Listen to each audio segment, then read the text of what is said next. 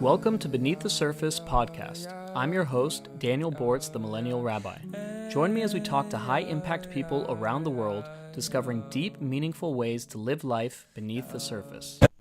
Today I speak with Noad Lahat, a mixed martial artist from Israel with a black belt in both Brazilian Jiu Jitsu and Judo. He's fought in the featherweight division in both the UFC and Bellator. All right, Shalom, Noad. How are you? All good. How are you doing? I'm doing well, man. I'm doing well. I'm all got my gear ready. Nice. Always, man. Always. I don't know if you remember this, but I was at Pan Am's Jiu-Jitsu tournament a few years ago, and I bumped into you. Yeah, I remember you. That was really cool. And then Unfortunately, I coached you that fight too. I'm embarrassed because the fight before I did amazing, and I was gassed out. I guess I don't have good endurance. And when I fought that next guy, I wasn't at full strength. That's my excuse. But he ended up winning gold, so that made it a little better. Nice. Well, it's part of the fun. If you're not gonna get the opportunity to get smashed like that, it's not gonna be as much fun when you do that to someone else. I hear that, man. I hear that. It's listen, first of all, I appreciate you coming on a few days. You literally fought like a few days ago. So that's really cool. And like you said, man, I mean, your ups and downs, and you continue to battle, and it's very inspiring to life's not always, wins and KOs, right? Yeah, well, it's the way I see it, it's part of the fun.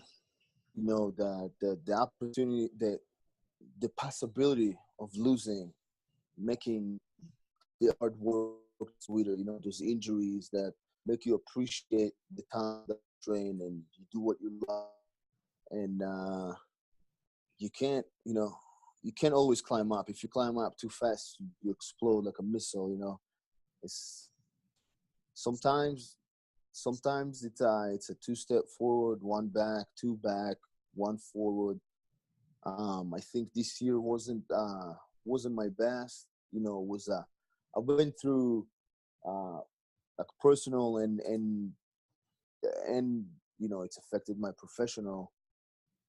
I lost my coach. I had a new daughter, so been a little like emotional ups and downs this year. And wow. And that's life.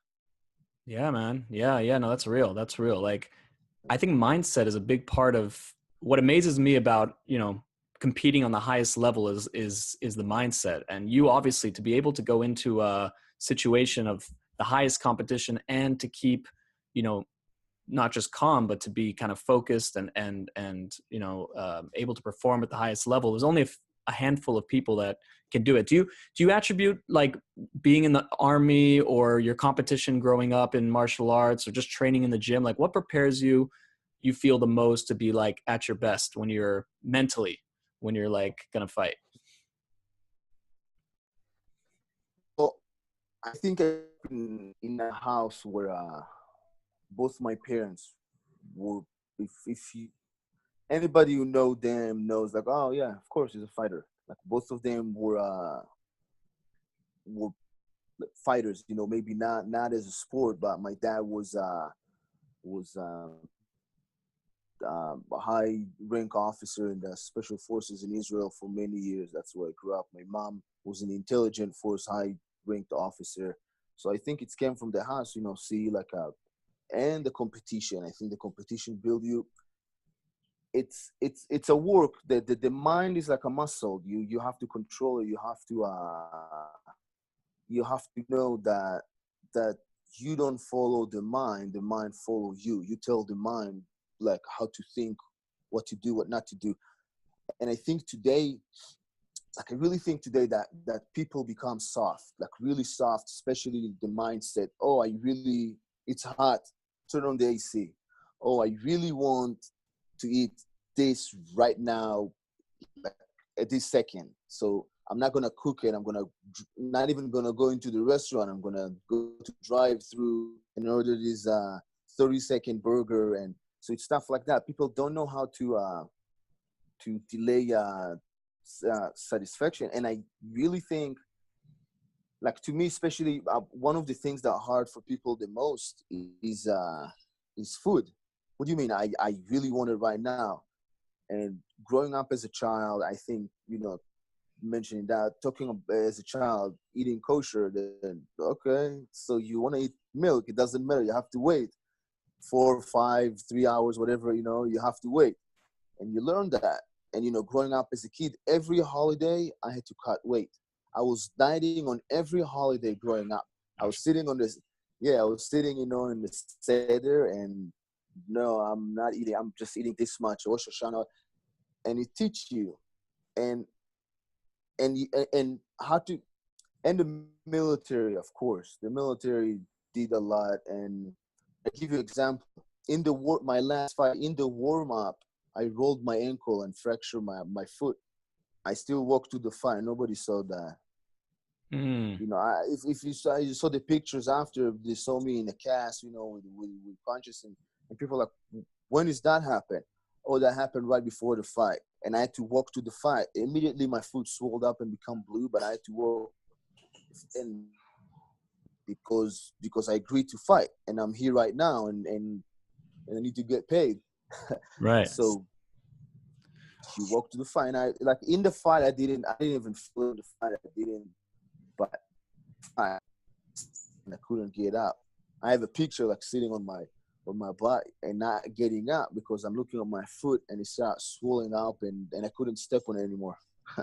Wow. So it's all training. The strongest people in the world, what they do, they lift weight.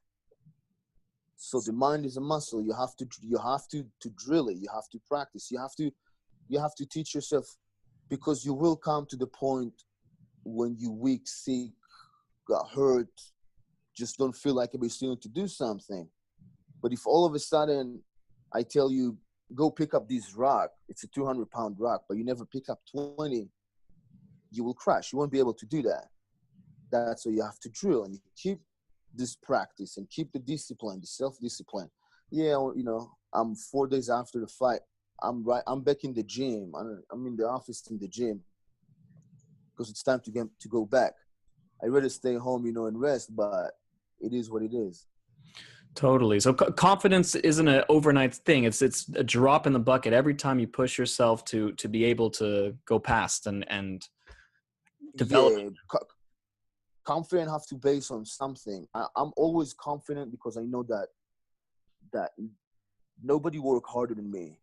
I know that I give everything I have, and I don't leave nothing to chances. I do whatever I can to be prepared as to the best of my ability to my challenges. So when I go there, I'm confident. I know that if I'm not ready, it's not because I was lazy, or I put my work. So it is what it is. I'm here ready.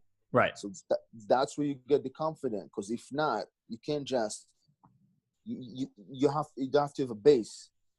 For me as an athlete, my it's always my technique and my cardio and my health. I know I have those three. I'm confident. I can push. Yeah.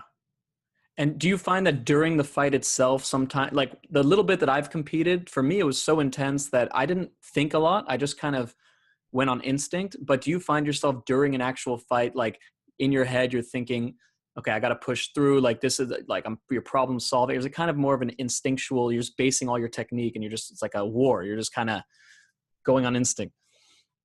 No, it's funny. I never did. I always used to come back as like growing up, competing a lot in judo and jiu-jitsu, and I used to come back and, like, what happened? I don't know what happened. Like, because I always had good ability, from doing it every day, to just go there and trust my training. So I don't need to. I just, like, disconnect and just go with it. You know, uh, one of the best fighters, warriors, like, of all time is Musashi was a swordman, and he had the book of Five Rings, but there's a book of his teacher. It's a really, like, book, and he's talking in his, in like in really, really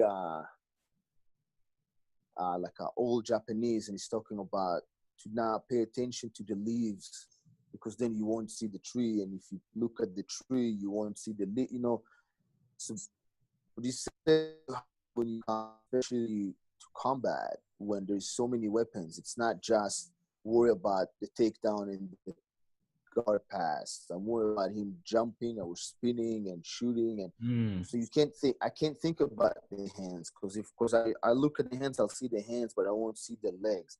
That's why I know my hand. I know, always make sure that my guard is on, that my move is on. You pay attention. You learn how to pay attention to things without thinking. Oh, his right hand low. Oh, he's a lot of fighters right before the punch, they're doing this. So immediately it's like register. Oh, step left, and stuff like that. Yeah. Joe Rogan calls it high-level problem solving with dire physical consequences. It's like chess, just very violent chess. Yes, but Joe Rogan never fought. You can't solve the problems while you're fighting. That's the 2 months before you prepare for that, and that's why you got the corner to think for you, because they see. You can't see stuff when you fight. But I always been a good listener, and the corners do this, do that, and you just hear them in the back. I think I have a video on my Instagram of me working one of my fights with my my late coach Robert Follis, and he's telling me, step over, go under, and I do that, grab him, pummel in, and all this. It was like, turn around, sit him down, and I turn him down. And the whole time you see him like yelling, and I keep following his instructions. And so this is the team. So when I go in, with someone I trust, I'm like, hey, I leave the thought. I don't think, I work on instincts. And even the problem solving, you see, I think one of my I fought. Yeah, Joe Rogan was calling that fight. I was Steven Siler. I took him down. He turned around and gave me his back. I jumped on his back. He rolled, and I was way too high. And I rolled, and I took his adjust, and he was very flexible. He faced me, run into triangle, and and I finished that. And I remember, and Joe Rogan, like, oh, he's doing this, he's doing that. This is amazing. I'm going back, and I look at my manager, Bob Cook, and I'm, what happened this round? How did I get there? Like, I didn't remember that, because I was flowing. I was just going with the flow. I didn't push them and hold him. He moved, I moved with him. So you don't think it's just let it go. And because I've been in that situation so many times, it's just when you wear your t-shirt in the morning, you don't think, wait, left hand, right hand, the head, it's just happened. So it's the same time. So it's the same thing. I drilled that move for so long.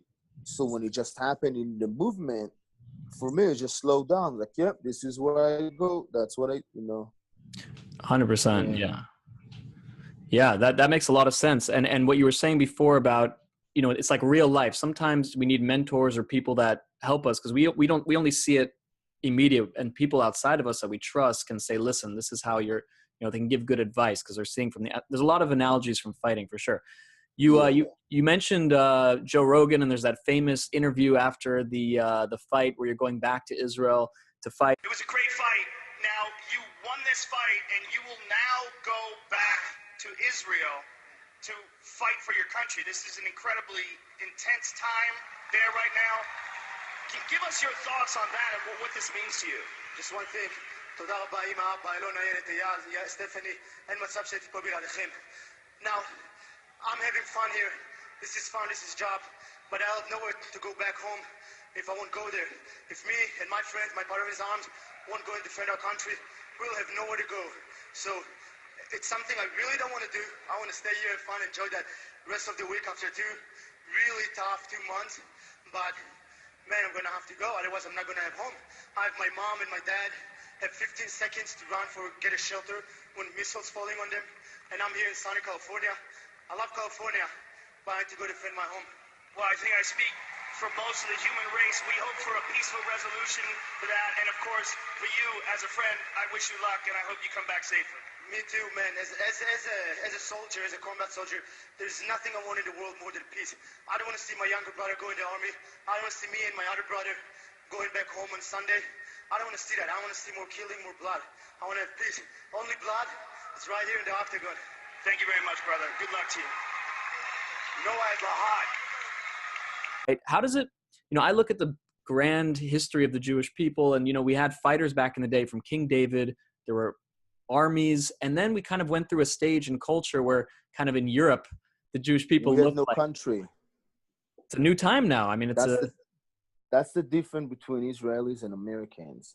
Americans don't have a country. The American Jews, I don't care. You live here, yeah, but you know that history shows that every few years, Jews need to pick up their stuff and leave.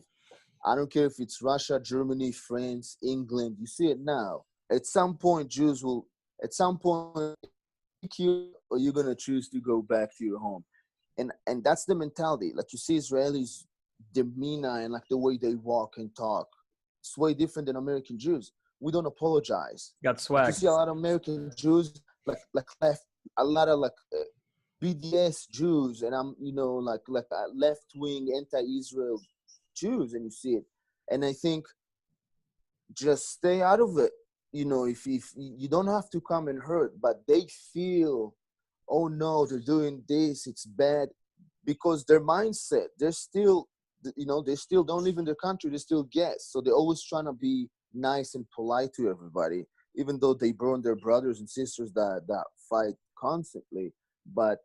And so that's the difference. Jews now have their own country, so wherever I walk, and have my flag, and to me, it's not even like a PR thing, like, or what. For me, the Star of David, like even when I fought in Berlin, and it's what they used to mark us. Oh, this is a shame. And now I'm like, I'm wearing it in pride, and I'm gonna, beat you up, and that's the pride, And my last fight, I was in the locker room, and the Irish fans jump on my wife and start yelling at her, "You Nazi, you baby killer, you blah blah." And my wife, she's American Jew, she stood up and yelled back at them and answered them. She didn't shy, I think, yeah, I'm sorry, brabbling on her, off her, and she's learning a little bit, but yeah, we're not like Israelis, and it's to the point. And I think a lot of Israelis, you see, because it's we grew up in without memory, never again. So we really sensitive to anything like that, anybody that come to like push or press or and we stand tall. We don't shy away. And if someone like that come to my face, is better, wow.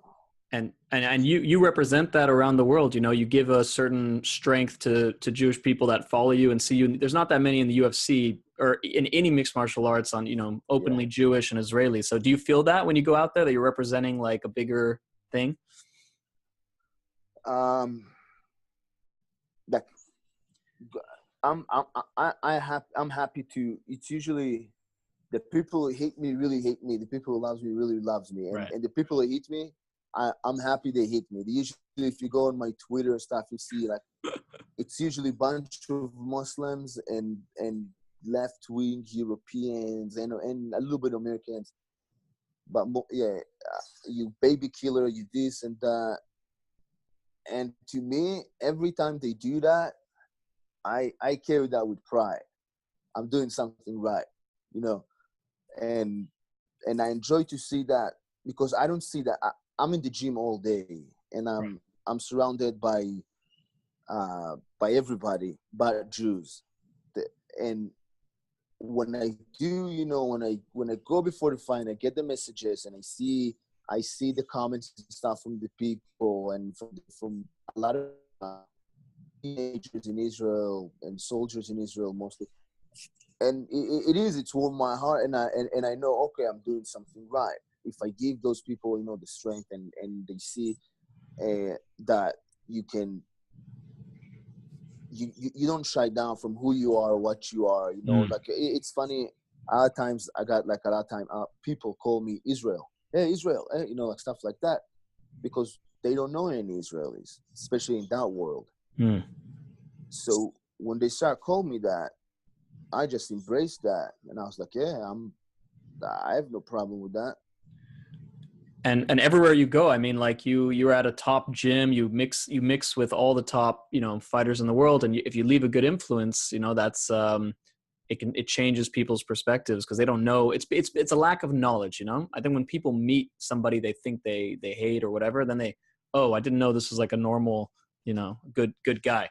It happens often like that, I think. But so speaking of gyms, you train and trained at like pretty much the top gym in the world in terms of mixed martial artists. And I don't know if you heard, but there's a fight coming up between your old teammate, or your teammate Khabib, and Conor McGregor. Can you tell us a little bit about your relationship to Khabib, what type of guy he is, and like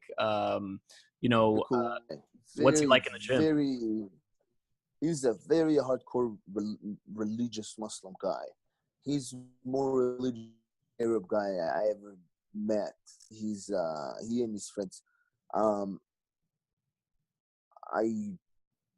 How I train with him, I punched him in the face as hard as I can, and he did the same to me. But he's a good guy. It's funny story. When they came to San Jose the first time, they were eating just fish because they're eating halal. And they're very strict Muslims, and they didn't know where to find it. And I took them, Americans are like, halal? Well, what are you talking about? So I took them to the store where they can find, like their meat and everything. I heard he never loses a round in the gym. I don't know about that, but don't believe the hype, too much. But yeah, he's very technical guy, but his attribute, he is ridiculously strong to the point that I've been around strong people my whole life. He's at the top, if not the strongest guy pound for pound. That's his attribute the most. And when people, his wrestling is not that good, and it's not good, he's doing stuff that's supposed to happen, because he's so much stronger than anybody. He walk around almost 200 pounds fighting at 155. But people feel him, and you see that when people feel him the first time, their face change, like, I didn't expect that. You see that, and it's something that very, very hard to get ready for. And I think the fight between them, it's exactly the opposite. One guy is an extremely fast guy, the fast twitch muscle. That's Conor. He's very sharp with his punches. He stands. It's exactly the opposite. He going for the long distance. He gonna grab you and throw you around and smash you and beat you up slowly until you give up. And you'll never see. I don't think you ever saw anybody like he's breaking people in half. You like fold them and yeah. And I like that fight. It's very interesting fight. I'm obviously I like Khabib's. I'm rooting for him, but if the distance is closed, that fight not gonna pass first round. Only I really believe he's gonna get ready for that world. Is to stay on the outside until he's ready to get in. When he's in, the fight is over. Yeah. It seems like it's gonna be lopsided one way or the other. He might catch a knockout, or it's gonna be a ground and pound. Yeah, but I think he'll be ready mentally. He's not gonna be, like Jose Aldo when he got all angry and just sprint at him. Khabib will be ready mentally, and he's very strong mentally. And I think, part of like that long grinding wrestling in Dagestan. He's from Dagestan. There's barely like electricity where he grew up. It's all snow all the year. And he's religious. I think all that, he believe in like higher power. I think that's give you an advantage as a mental advantage. So I think he got that mental advantage over, because he's going back and he's living in Dagestan, sleeping on the floor, like, and Conor's not. True. Conor's driving is like driving the Lamborghinis and the big houses, and he like all that show off. And yeah, I think no, that's a very interesting take on it. Did you find at the gym with him and all the others, like being with such champions really helped your game? Like in life, I know that being around, you being around them, you learn, even just their demeanor, there's the way their approach to training and everything. You just observe that, and you start, and that's when it's important to surround yourself with successful people and not losers, because it's affect you, how you talk, how you carry yourself, how you breathe. It's changed, with the people around you. And if you surround yourself with successful people, you may be not going to be the world champion, I wanted to be, but they're gonna drag you with them, and you're gonna learn. You're like, oh, wait a second, this worked for him and him and him, so it's got to work for me too. Right.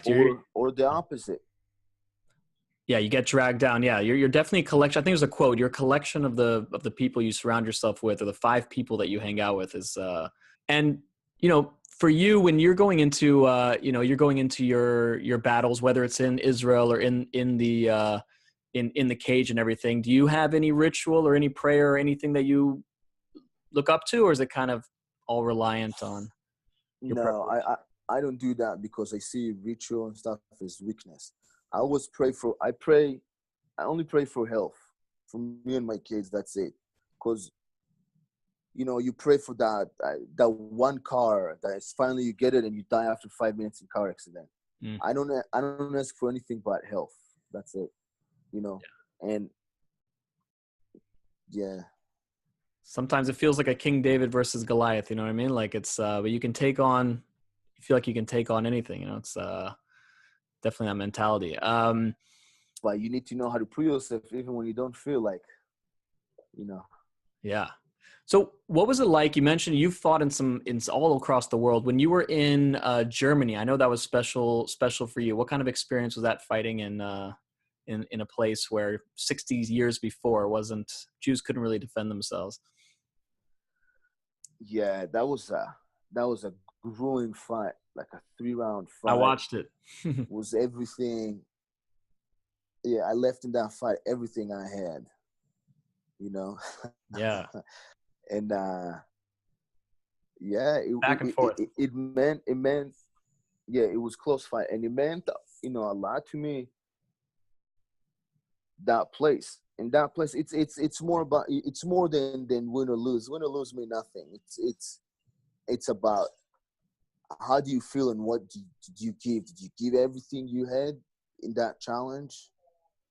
And if yes, I'm happy. I like those fights. The fights when I finish exhausted, when I lay in the locker room and I lay on my back. I had a few of those fights, and tell people, and people taking my gloves off and stuff, and I just keep laying there for 10 more minutes just before, to get the energy to get up, because you drain to a little bit you had energy. I burned it in the cage, and those are the best. Those the best feelings. Although those usually take a long time to recover from those fights. But those fights are fun. That's awesome. And you not everybody was friendly to you when you were there, or it was okay in the crowds and everything in Europe? The crowd booed me there, but I don't know if it's because they were his friends but it didn't matter. I had my own friends there, a bunch of Israelis came there, and it was just fun. The fact that I told everybody that at the end of the fight, I'm going to raise the flag no matter what. And I did. That's awesome. That's it. Yeah. Listen, man, I want you to know we all watch, man. We all like, it gives us a lot of chizuk and a lot of pride to see it happen, and thank you. I appreciate that. There's not too many examples in this world, and I want everyone to know, let me get my thing out here. Where can people not only follow you, but can get some gear so they can look like us? I got my website, noadlahat.com. You can get those hats. We have my last fight. We just had a new edition of T-shirt. It was this samurai with the Star of David on it. Nice. It's on dethrone.com. They have those T-shirts, pretty cool T-shirts. And they can follow me, Instagram, Noad Lahat, and Facebook and stuff. It's always help. I shared, you had an Ayatollah Khomeini on Twitter, and then the Israeli embassy's response. I shared that, and people were dying of laughter. That was the best ever. Yeah, it was awesome. Hilarious. And I love when the Mossad will write something on Twitter like, that was us, or something like that, there's classic. Good stuff. Got to add the humor. Noad, thank you so much for coming on. It was really cool for me to have you on here, and we look forward to watching you're already a success, but anything else you do is icing on the cake, and we're rooting for you. Thank you. I appreciate that a lot. Thank you very much. Thank you, my brother. If you're ever in San Diego, you got to come look me up next time. For sure. We got a home here. All right, my friend. Kol tuv. Kol tuv, litraot. Much love.